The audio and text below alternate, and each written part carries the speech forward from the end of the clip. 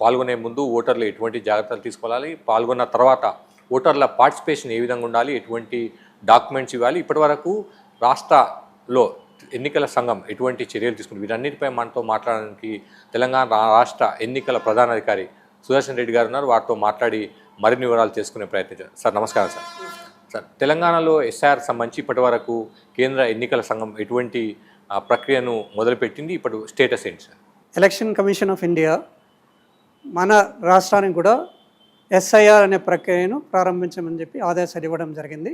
మన రాష్ట్రంలో 15 నుంచి 24 వరకు ప్రిపరేటరీ స్టేజ్ కింద ట్రైనింగ్ ఆఫ్ ఎలక్టర్ ఆఫీసర్స్ ఎవరైతే ఉన్నారో బిఎల్ఓస్, ఏఈఆర్ఓస్, ఈఆర్ఓస్ అందరికీ ట్రైనింగ్ చేయడం జరిగింది. దీంతోపాటు ఎన్యూమరేషన్ ఫామ్ అనేది ప్రింటింగ్ కూడా చేసుకోవడానికి ఈ 10 రోజులు టైం ఇచ్చారు.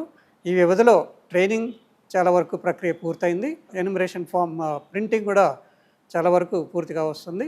రేపు ఎల్లుండి లోపల ప్రింటింగ్ కూడా పూర్తవుతుంది. తర్వాత ఇంటింటికి వెళ్ళి బిఎల్ఓ ఎవరైతే 36,000 మంది బిఎల్ఓస్ ఉన్నారో బూత్ లెవెల్ ఆఫీసర్స్, వాళ్ళు ఇంటింటికి వెళ్ళి ఈ ఎన్యూమరేషన్ ఫామ్ను డిస్ట్రిబ్యూట్ చేయడం జరుగుతుంది. సార్ ప్రధానంగా ఈ ఎస్ఐఆర్కి సంబంధించి మీరు చూస్తుంటారు, ఇప్పటికే పలు రాష్ట్రాల్లో ప్రారంభమైంది, పూర్తి కూడా అయింది, ఓటర్లు తెలిసిన చాలా ఒక రకమైన ఒక ఆందోళన, టెన్షన్ కూడా వ్యక్తమైన పరిస్థితి. ఇప్పుడు తెలంగాణలో కూడా దాదాపుగా ఈ నెల 25 నుంచి ప్రారంభం కాబోతున్న ప్రక్రియ ఫుల్ ఫ్లెడ్జ్డ్గా. ఆందోళన చెందేవారికి లేకపోతే టెన్షన్ పడేవారికి, అంటే మా ఓటు ఉంటుందా పోతుందా అన్న టెన్షన్ పడేవారికి మీరు చెప్పే సలహా ఏంటి, సూచన ఏంటి? రాష్ట్ర ఎన్నికల ప్రధానాధికారిగా మీరు ఇచ్చే భరోసా ఏంటి? మన రాష్ట్రంలో 3,38,26,25,000 పైచలకు ఓటర్స్ ఉన్నారు. వాళ్ళందరికీ ఎన్యూమరేషన్ ఫామ్ అనేది ప్రింట్ చేయడం జరుగుతుంది. ఎవరికైతే ఎన్యూమరేషన్ ఫామ్ ప్రింట్ అయి ఉందో వాళ్ళ ఆ enumeration form BLO booth level officer ఇంటింటికి వచ్చి ఆ ఎన్యూమరేషన్ ఫామ్ని డిస్ట్రిబ్యూట్ చేయడం జరుగుతుంది. డిస్ట్రిబ్యూట్ చేసిన తర్వాత వాళ్ళు ఫిల్ చేయాల్సి వస్తుంది. దాంట్లో ఫిల్లింగ్లో కూడా వాళ్ళకి ఏ విధమైన డౌట్స్ ఉన్నా కూడా బిఎల్ఓ బూత్ లెవెల్ అధికారి వాళ్ళకి సహాయపడతారు. దాన్ని ఫిల్ చేయడానికి కూడా అతను 2-3 సార్లు ఇంటికి వచ్చి సహాయపడతారు కూడా. ప్రతి ఒక్క ఎన్యూమరేషన్ ఫామ్లో ప్రీ ఫిల్డ్ ఇన్ఫర్మేషన్ అంటే ఓటర్ యొక్క డీటెయిల్స్ అన్నీ ఉంటాయి, వాళ్ళ అడ్రస్, వాళ్ళ యొక్క ఫోటోతో సహా ఉంటుంది. ఆ ఎన్యూమరేషన్ ఫామ్ ఇచ్చిన బిఎల్ఓ పేరు, వాళ్ళ ఫోన్ నెంబర్ కూడా ఎన్యూమరేషన్ ఫామ్లో ఉంటుంది. కాబట్టి ఏదైనా డౌట్స్ ఉంటే కూడా మీరు ఆ కన్సర్న్ బిఎల్ఓకి ఎవరైతే మీకు ఎన్యూమరేషన్ ఫామ్ ఇచ్చారో వాళ్ళ ఫోన్ నెంబర్ కూడా ఫామ్లో ఉంటుంది. కాబట్టి మీరు ఫోన్ చేసి అడగచ్చు. ఫోన్ చేసి అడిగితే కూడా వాళ్ళు వచ్చి సహాయపడతారు. మీ ఆ ఎన్యూమరేషన్ ఫామ్లో మీ ఫోటో ఆల్రెడీ ఉంది కాబట్టి అందులో ఇంకో కొత్త ఫోటో కూడా మీరు అతికించవచ్చు. కాబట్టి ఎటువంటి ఎన్యూమరేషన్ ఫామ్ వచ్చిన వాళ్ళు అందరూ ఎన్యూమరేషన్ ఫామ్ ఫిల్ చేసి ఇవ్వాల్సి వస్తుంది. ఎన్యూమరేషన్ ఫామ్ ఫిల్ చేసి ఇవ్వని వాళ్ళకి మాత్రమే ఓటు లేకన్నా పోవడానికి అవకాశం ఉంది. కాబట్టి నా యొక్క విజ్ఞప్తి ఓటర్స్కి ఏంటంటే, మీరు ఖచ్చితంగా మీకు వచ్చిన ఎన్యూమరేషన్ ఫామ్ ఏది ఉందో అది ఫిల్ చేయాలి. ఫిల్ చేయడంలో ఎటువంటి సందేహాలున్నా మీరు బిఎల్ఓ సాయం తీసుకోవచ్చు. బిఎల్ఓ కాకపోతే 10 మంది బిఎల్ఓస్కి సూపర్వైజర్స్ ఉంటారు, వాళ్ళ సాయం కూడా తీసుకోవచ్చు. ఇంకా మీకు డౌట్స్ ఉంటే కూడా 1950 అనేది టోల్ ఫ్రీ నెంబర్ ఉంది. ఆ టోల్ ఫ్రీ నెంబర్ కూడా ఫోన్ చేసి మీరు అడగచ్చు. కాబట్టి బిఎల్ఓ యొక్క పాత్ర ఇందులో బాగా ఎక్కువ ఉంటుంది. కాబట్టి వాళ్ళు మీకు అనుకూలంగా ప్రవర్తిస్తారు. వాళ్ళకి ట్రైనింగ్ బాగా ఖచ్చితంగా ఇవ్వడం జరిగింది. కాబట్టి వాళ్ళు మీకు సహాయపడాలి. అన్ని విధాలా మీకు ఆ ఎన్యూమరేషన్ ఫామ్ని ఫిల్ చేసి తీసుకోవడానికి వాళ్ళు సహాయపడతారు కూడా. బిఎల్ఓలు ఎన్ని అంటే ఆయా ప్రాంతాల్లో ఎన్నిసార్లు వచ్చి ఎన్యూమరేషన్ ఫామ్ ఇచ్చే ప్రయత్నం చేస్తారు? ఈసీ చెప్తున్నట్టు ప్రకారం 3 సార్లు. ఒకవేళ మిస్ అయినప్పుడు పరిస్థితి ఏంటి? ఒకవేళ ఆ ఇంట్లో ఆ సమయంలో ఉండకపోతే బయటికి పనికి వెళ్ళినప్పుడు ఆల్టర్నేటివ్ ఏంటి సార్? ఎన్యూమరేషన్ ఫామ్ ఓటర్కి అందని పరిస్థితిలో ఉన్న ఆప్షన్స్ ఏంటి, ఆల్టర్నేటివ్స్ ఏంటి? ప్రతి ఒక్క బిఎల్ఓ ఎన్యూమరేషన్ ఫామ్ ఇవ్వడానికి వస్తాడు. తర్వాత అది ఫిల్ చేయడానికి కూడా 2-3 సార్లు ఇంటికి వచ్చి సహాయపడతారు కూడా. ఇన్ కేస్ ఆ ఇంట్లో ఎవరైనా లేని పక్షంలో ఎన్యూమరేషన్ ఫామ్ అనేది హౌస్ లాక్డ్ అయితే ఎన్యూమరేషన్ ఫామ్ డోర్ కింద నుంచి పెట్టి వెళ్ళిపోతారు. ఇన్ కేస్ వాళ్ళు ఇంట్లో అప్పటికి లేరు, షిఫ్ట్ అయిపోయారంటే ఈ డేట్స్ గుర్తుపెట్టుకోవాలి. జూన్ 25 నుంచి జూలై 24, జూన్ 24 లాస్ట్. కాబట్టి ఈ 1 నెల లోపల మీరు ఎన్యూమరేషన్ ఫామ్ ఫిల్ చేసి ఇవ్వాలి. కాబట్టి మీరు ఇన్ కేస్ ఊర్లో లేరు, వేరే ఊరు వెళ్ళిపోయారు, లేకపోతే ఎక్కడైనా వేరే పని మీద ఎక్కడ ఉన్నట్టయితే మీరు ఆన్లైన్లో http:/voters.eci.gov.in అనే ఉంది, వెబ్సైట్ ఉంది. అందులో మీరు ఫిల్ చేసి కూడా మీరు సబ్మిట్ చేసుకోవచ్చు. ఇది కూడా కాని పక్షంలో మీ ఇంట్లో మీరు కాకుండా వేరే బంధువులు ఎవరైనా ఉన్నా కూడా ఆ బంధువులు అంటే మీ క్లోజ్ రిలేటివ్స్ వాళ్ళు ఫిల్ చేసి వాళ్ళ సంతకం పెట్టి ఇవ్వడానికి కూడా అవకాశం ఇచ్చారు. కాబట్టి ఈ రెండింటిని ఉపయోగించుకొని మీరు ఫిల్ చేసుకోవచ్చు. రాష్ట్ర ఎన్నికల అధికారిగా మీరు ఓటర్కి ఇచ్చే సలహా ఏంటి? ఆన్లైన్లో చేసుకోవడం బెటరా, ఆఫ్లైన్లో ఎన్యుమరేషన్ నింపి బిఎల్ఓతో ఇంటరాక్ట్ అవ్వి డీటెయిల్స్ ఇచ్చడం ఏది బెస్ట్ ఆప్షన్ అంటారు? బెస్ట్ ఆప్షన్ బిఎల్ఓ యొక్క సహాయం తీసుకొని మీరు ఫిల్ చేయడం చాలా మంచిది.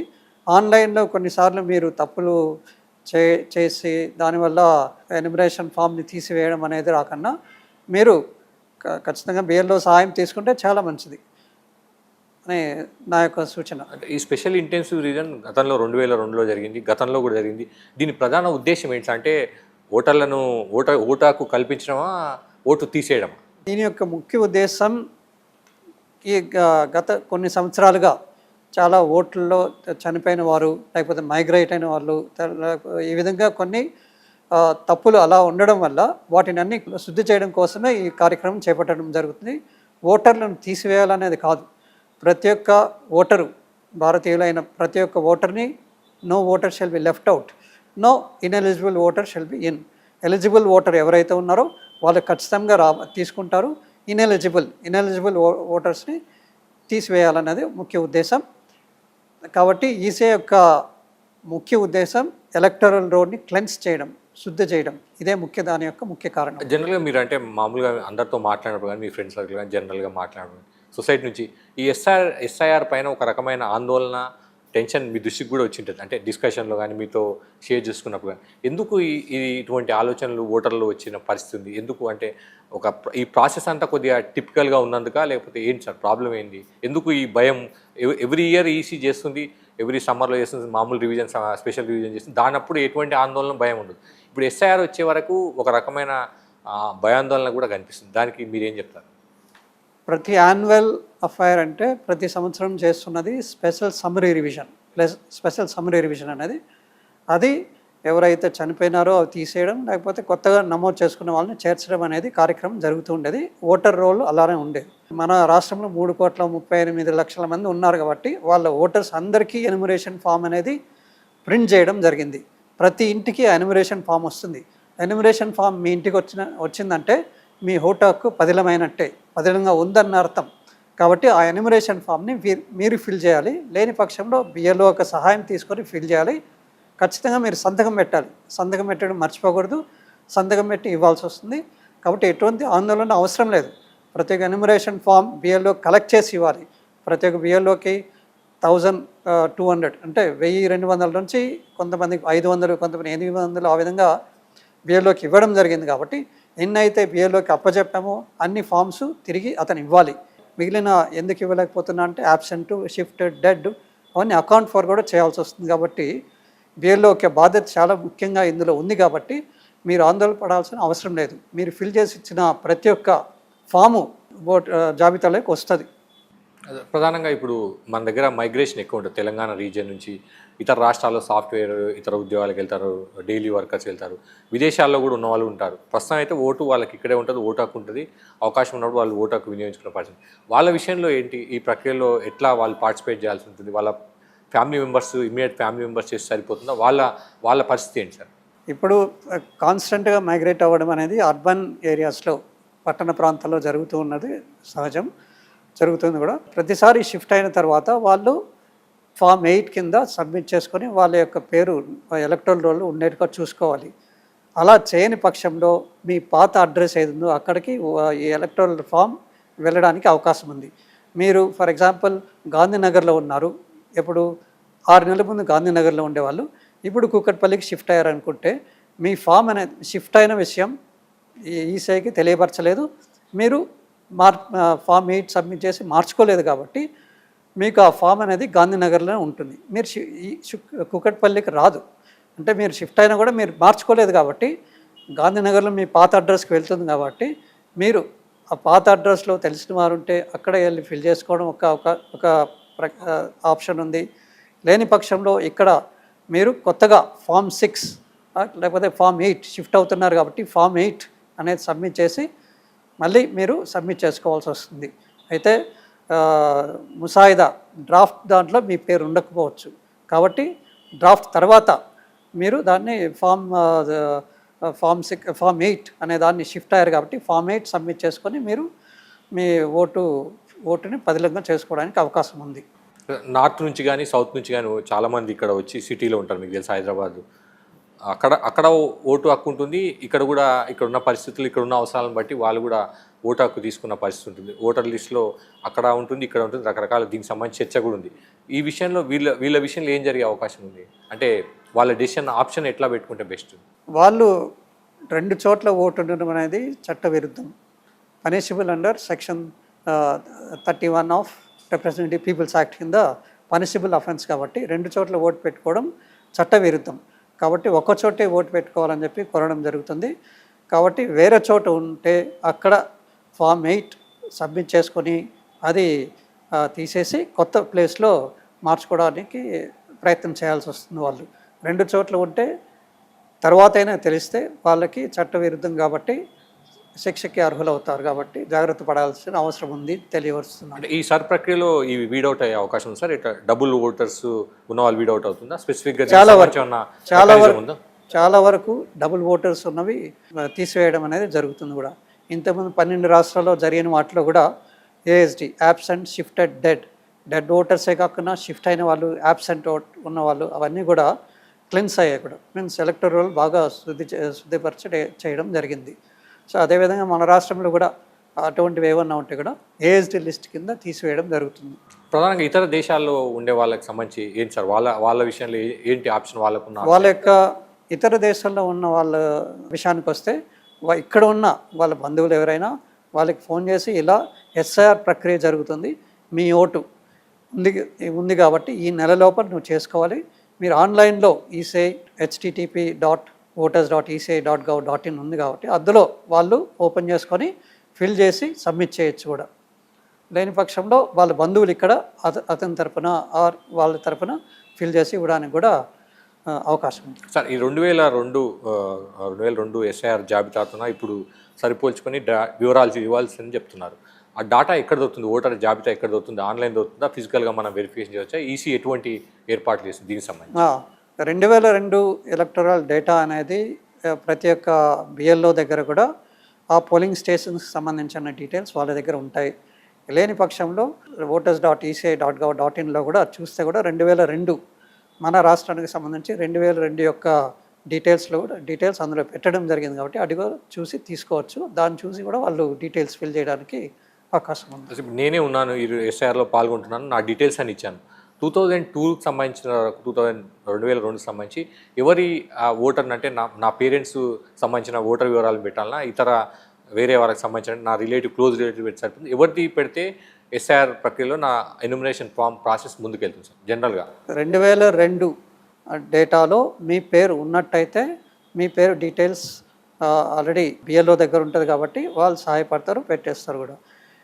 మీ పేరు అందులో 2002 లేని పక్షంలో అంటే మీరు 1987 తర్వాత పుట్టడం ఆ విధంగా ఉంటుంది కాబట్టి మీ యొక్క బంధువులు, మీ పేరెంట్స్, తల్లిదండ్రుల వాళ్ళ యొక్క డీటెయిల్స్ పెడితే మీ ప్రోజనీ కింద మీరు దాంట్లో మీ పేరు వచ్చేస్తుంది. కాబట్టి మీ ఇన్ కేస్ వాళ్ళ ఓటు మిస్ అయింది అనుకోండి, అప్పుడు కూడా వాళ్ళ రకరకాల కారణాలతో లేదనుకోండి, అప్పుడు ఉన్న ఆప్షన్ ఏంటి? అంటే క్లోజ్ రిలేటివ్స్ పెట్టుకోవచ్చా?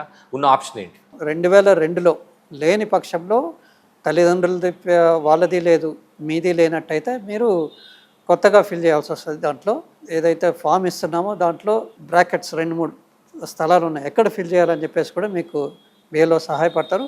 ఆ డీటెయిల్స్ ఫిల్ చేసి సంతకం చేసి ఇస్తే సరిపోద్ది.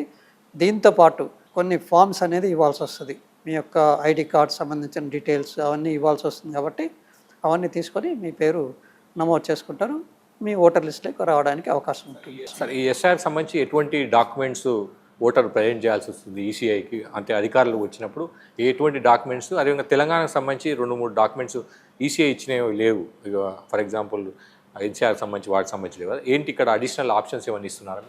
ఈసీఐ 12 డాక్యుమెంట్స్ని గుర్తించారు. ఈ 12 డాక్యుమెంట్స్లో ఏదో ఒక డాక్యుమెంట్ను మీరు పెట్టి ఎవరైతే 2002 కన్నా తర్వాత 2004 తర్వాత పుట్టిన వాళ్ళు, వాళ్ళ పేరెంట్స్ లింక్ కాని వాళ్ళు, అటువంటి వాళ్ళకు డాక్యుమెంట్స్ సబ్మిట్ చేయాల్సి వస్తుంది. ఆ డాక్యుమెంట్స్లో 12 డాక్యుమెంట్స్ ఈసీఐ వాళ్ళు గుర్తించారు. ఇవి కాకుండా మన స్టేట్కి సంబంధించి కూడా వేరే డాక్యుమెంట్స్ అంటే ఏదైతే రాష్ట్ర ప్రభుత్వం ఇచ్చిన డాక్యుమెంట్స్ ఏవైనా ఉంటే ఆ డాక్యుమెంట్స్ని సబ్మిట్ చేయడానికి అవకాశం ఉంది. ఫర్ ఎగ్జాంపుల్ అంటే స్టేట్ గవర్నమెంట్ ఏవి ఐడెంటిఫై చేశారు మీరు? Any official document? Any official documents ఏదైతే గవర్నమెంట్ ఇచ్చారో అది మీరు సబ్మిట్ చేసుకోవడానికి అవకాశం ఉంది. అది నోటీస్ పీరియడ్లో ఎలక్టరల్ రిజిస్ట్రేషన్ ఆఫీసర్ ఎవరైతే ఉన్నారో వాళ్ళు మిమ్మల్ని నోటీస్ పెట్టి పిలిచినప్పుడు మీరు డాక్యుమెంట్ సబ్మిషన్ కోసం పిలుస్తారు. అప్పుడు ఆ డాక్యుమెంట్స్ మీరు సబ్మిట్ చేసుకోవడానికి అవకాశం ఉంది. సో ఈఆర్ఓస్ కూడా డైరెక్షన్స్ ఇవ్వడం జరిగింది. వాళ్ళు నాట్ ఎక్సాస్టివ్, ఈ 12 డాక్యుమెంట్స్ కాకుండా వేరే ఉంది కాబట్టి అతని యొక్క డిస్క్రిప్షన్ కింద అవి తీసుకోవడానికి అవకాశం ఉంది. అయితే ప్రభుత్వం వారు జారీ చేసిన పత్రాలు అయితే తీసుకుంటారు వాళ్ళు. నోటీస్ అంశాన్ని మీరు ప్రస్తావించారు అంటే ఎస్ఐఆర్ ప్రక్రియలో భాగంగా ఇది కూడా ఒక ఓటర్లో కానీ ప్రజలు కానీ ఒక ఆందోళన గురి చేస్తుంది. అంటే నోటీసు ఈసీఐ నుంచి నోటీస్ వచ్చింది అనుకోండి, ఓటు పోయే ప్రక్రియలో మొదటి స్టెప్ అనుకోవాలా, లేకపోతే అది దాన్ని రెక్టిఫై చేసేందుకు జరిగే కమ్యూనికేషన్గానే భావించాల్సిందా? ఈసీఐ నుంచి నోటీస్ వస్తే టెన్షన్ పడాలా, ఆందోళన పడాలా, లేదంటే వాళ్ళతో మాట్లాడి సంబంధించి సిబ్బందితో మాట్లాడి డాక్యుమెంట్స్ ఇవ్వడం ద్వారా ఓటును ప్రొటెక్ట్ చేసుకోవచ్చు? దానికి సంబంధించి కొంత నోటీస్ వచ్చినంత మాత్రాన్ని ఆందోళన పడాల్సిన అవసరం లేదు.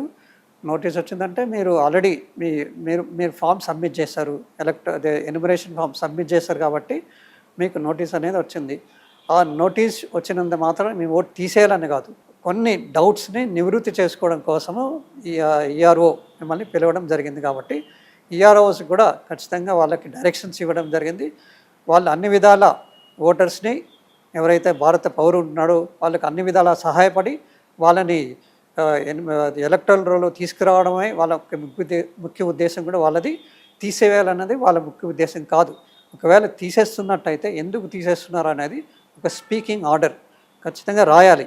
ఎందుకు మీకు ఓటు కల్పించలేకపోతున్నాము, ఓటు తీసేస్తున్నాము అంటే స్పీకింగ్ ఆర్డర్ అనేది ఇవ్వాలి.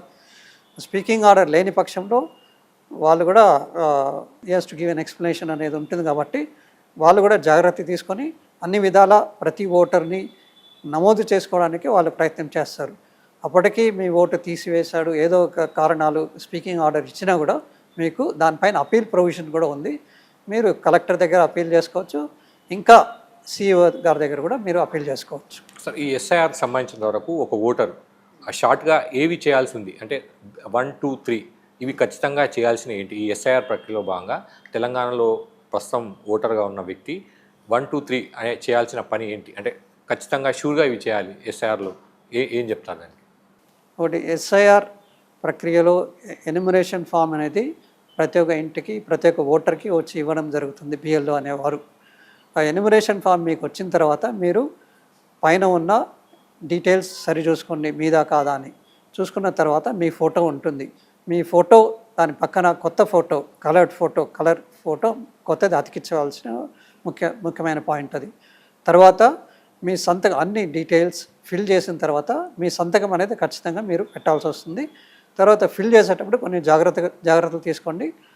తెలియని పక్షంలో వెయిట్ చేసి బిఎల్ఓ యొక్క సహాయం తీసుకొని ఫిల్ చేయండి. ఏదైనా డౌట్ ఉంటే బిఎల్ఓ వచ్చిన తర్వాత ఆ డౌట్ని నివృత్తి చేసుకొని ఫిల్ చేయడం మంచిది. మీరు ఖచ్చితంగా ఫోటో కొత్తది పెట్టండి. తర్వాత డీటెయిల్స్ కరెక్ట్గా ఉన్నాయా లేదా అని చెప్పి 2-3 సార్లు చూసుకోండి. బిఎల్ఓ యొక్క సహాయం తీసుకోండి. తర్వాత సంతకం చేసి ఇవ్వండి అని చెప్పి కోరడం జరుగుతుంది. సార్, ఇప్పుడు ప్రధానంగా ఇప్పటికి జరుగుతున్న ప్రక్రియలో భాగంగా దాదాపు ఎనామిలీస్ డిస్క్రిప్షన్ చూశారు. దాదాపు 80 lakhs పైన ఉన్నట్టుగా ఐడెంటిఫై చేశారు. ఏంటి, ఎందుకు ఇంత స్థాయిలో ఇంత నెంబర్ వచ్చింది? బేసికల్గా ఏమేమి ఐడెంటిఫై చేశారు డిస్క్రిపెన్సీస్? ముఖ్యంగా తీసుకుంటే 2002 దాన్ని మ్యాచ్ చేసిన ఓటర్స్ని 2002తో మ్యాచ్ చేసిన తర్వాత ఈ విధంగా ఒక 11 విధాలుగా మిస్ మ్యాచ్ అనేది వాళ్ళు గుర్తించడం జరిగింది. ఒకటి, పేరులో తేడాలు ఉండొచ్చు. అంటే 2002లో పేరు ఫర్ ఎగ్జాంపుల్ సి నారాయణ అని సి ఎక్స్పాండ్ చేయకుండా ఉంది 2002లో. 2025లో 26 దాంట్లో సి అనేది ఎక్స్పాండ్ చేసి చెరుకు నారాయణ అని ఉన్నట్టయితే అది ఎక్స్పాండ్ అయింది కాబట్టి అది డిస్క్రిపెన్సీ కింద గుర్తించడం జరిగింది. ఇదొకటి.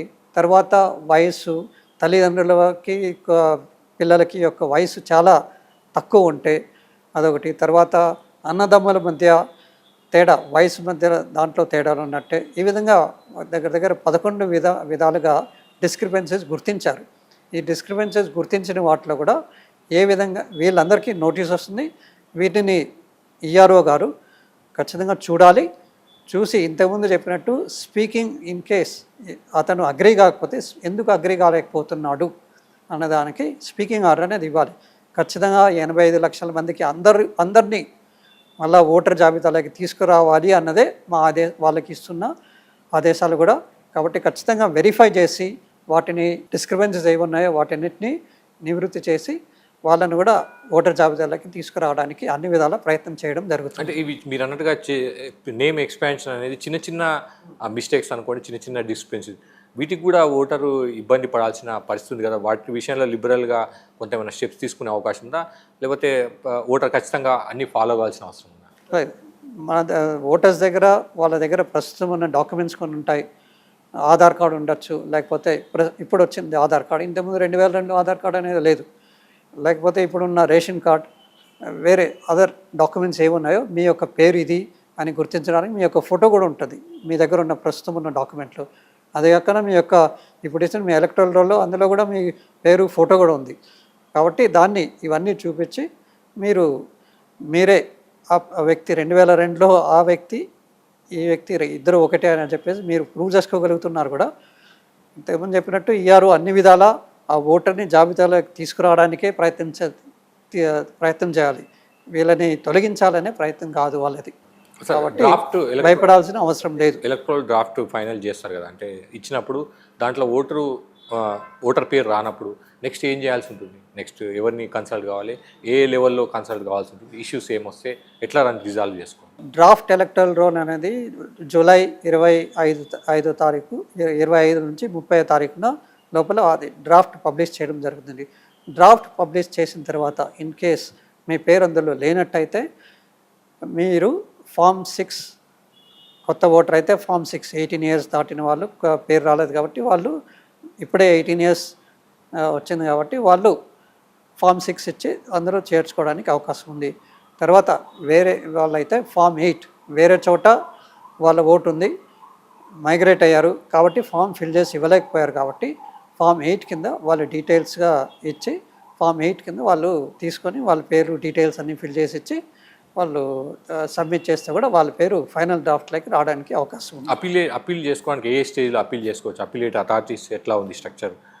డ్రాఫ్ట్లో రాలేదు, నెక్స్ట్ ఏ స్టేజ్లో ఓటర్?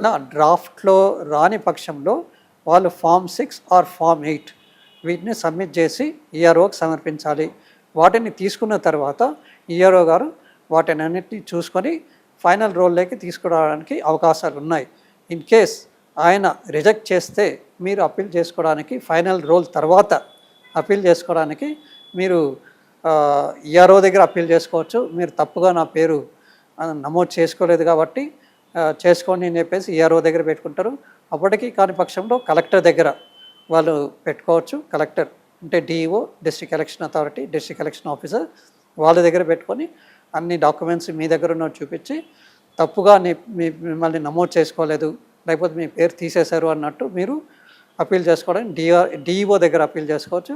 స్టిల్ అప్పటికి మీ ప్రాబ్లమ్ సాల్వ్ కాకపోతే సిఓ దగ్గర మీరు తీసుకోవచ్చండి. టైం లైన్ ఉంటుందా? అంటే ఇన్ని రోజుల్లో పూర్తి చేస్తాము అప్పీల్ చేసిన తర్వాత ఇన్ని రోజులు అప్పీల్ ఫైనల్ రోల్ తర్వాత 15 days లోపల వాళ్ళు అది అప్పీల్ చేసుకోవాల్సి వస్తుంది. డిఓ దగ్గర, సిఓ దగ్గర అయితే 1 నెల లోపల చేసుకోవాల్సి వస్తుంది. రాజకీయ పార్టీలతో కూడా మీరు సమావేశం నిర్వహించారు, సహకరించమని కోరారు. వాళ్ళు ప్రధానంగా ఎటువంటి ఇష్యూస్ రేజ్ చేశారు, మీరు ఎటువంటి భరోసా వారికి కల్పించారు? పొలిటికల్ పార్టీస్ తీసుకుంటే వాళ్ళు కొన్ని ఈ డాక్యుమెంట్స్ ఏవైతే ఉన్నాయో 11 డాక్యుమెంట్స్లో వాళ్ళ యొక్క డౌట్స్ వ్యక్తపరిచారు. ఆ డౌట్స్ని కూడా నివృత్తి చేయడం జరిగింది. తర్వాత 80 లక్షల మంది ఓట్స్ అనామాలీస్, డిస్క్రిపెన్సీస్ కింద గుర్తించారు. వాటికి చేయబోదేంది, వాళ్ళ ఓట్లు తీసేస్తారా అనేది కూడా వాళ్ళు అడగడం జరిగింది. వీటిలో కూడా మేము వాళ్ళని క్లారిఫై చేయడం జరిగాను. వాళ్ళు తర్వాత ఇక్కడ జిహెచ్ఎంసీ ఏరియాలో తెలుగులోనే కాకుండా ఇంకో భాషలో కూడా ఇవ్వాలనేది వాళ్ళు కోరడం జరిగింది. అదేవిధంగా డిస్ట్రిక్ట్ ఎలక్షన్ అథారిటీ జిహెచ్ఎంసీ వాళ్ళని కోరి పొలిటికల్ పార్టీస్ యొక్క మీటింగ్ పెట్టి వాళ్ళ యొక్క తీసుకొని ఇంగ్లీష్లో ఇక్కడ ఇవ్వడం జరిగింది. సార్, ప్రధానంగా ఈ ఒక సిటీ వరకు సంబంధించిన గ్రేటర్ హైదరాబాద్లో ఈ 6 పిల్లలు ఉన్న వాళ్ళకి సంబంధించి డిస్ప్లే కావట్లేదు అన్న ఒక ఇష్యూ జరుగుతుంది, డిస్కషన్ జరుగుతుంది. దానికి మీరు ఏం చెప్తారు సార్? సిక్స్ చిల్డ్రన్ ఉన్న వాళ్ళకి సంబంధించి పేర్లు రావట్లేదు, లేకపోతే ఇష్యూస్ వస్తున్నాయి అన్న అంశానికి సంబంధించి చెప్తున్నారు. దానికి సంబంధించి మీరు ఏమైనా చెప్తారా? అవి రేర్ కేసెస్ అయి ఉండొచ్చు. ఎక్కడైనా ఆ డీటెయిల్స్ ఏమన్నా ఉంటే కూడా వాళ్ళకి ఈఆర్ఓస్ దగ్గర వెళ్ళి వాళ్ళ యొక్క ప్రాబ్లమ్ని తెలియపరిస్తే కూడా అది కూడా సాల్వ్ చేయడానికి అవకాశం ఉంది. ఫైనల్ చెప్పండి, రాష్ట్ర ఎన్నికల ప్రధానాధికారి, తెలంగాణ రాష్ట్ర ఎన్నికల ప్రధానాధికారిగా సర్ ప్రక్రియ 25 నుంచి జూన్ 25 నుంచి ప్రారంభమవుతుంది. ఓటర్కు మీరు ఇచ్చే మెసేజ్ ఏంటి సార్? ప్రతి ఒక్క ఓటరు ఈ అవకాశాన్ని తప్పకుండా ఉపయోగించుకోవాలి. స్పెషల్ ఇంటెన్సివ్ రివిజన్ అనేది పదే పదే చెప్పడం ఏంటంటే, ఈ కార్యక్రమం ఇది శుద్ధి చేయడం, ఎలక్టోరల్ రోల్ శుద్ధి చేయడం కోసమే తీసుకోవడం జరిగింది. ఓటర్స్ని తీసివేయాలనే ఉద్దేశం కాదు ఇది.